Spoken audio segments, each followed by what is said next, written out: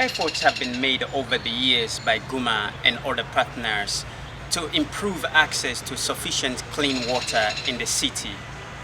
But inadequate water supply still remains a serious challenge, which is gradually becoming a way of life for many areas in Freetown. Our children stay out till 2 a.m. to fetch water, and they don't even have time to study.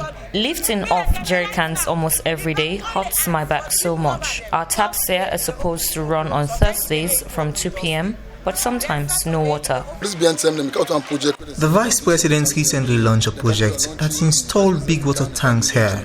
But 2 months after the launch, we went back to the water shortage problem, which we thought had ended.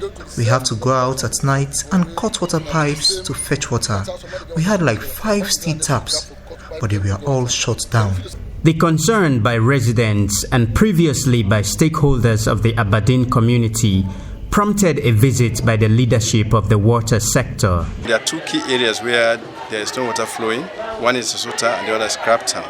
And the solutions to those 2 is, one, to ensure that we get land from Kalagunda Entertainment Center, where we can locate tanks as well as booster station.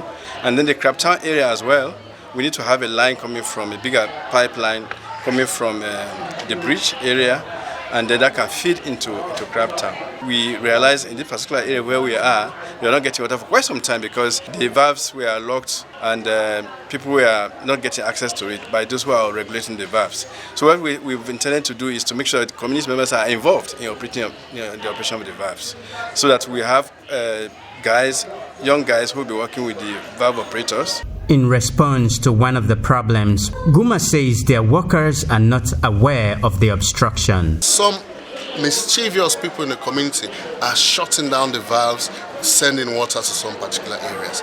Right? So we had to do investigation valve by valve for us to see the problem. So we are saying that yes, more monitoring and more patrols will now be done in this community to make sure that people are getting the right amount of hours of water that we want them to get. This house where we are, it's been 4 months they've not been getting water. So we're also going to build valve boxes around each of these valves and lock them up with key so only Guma staff can come in to close the valves. Salifu Chernakamar, AYV News.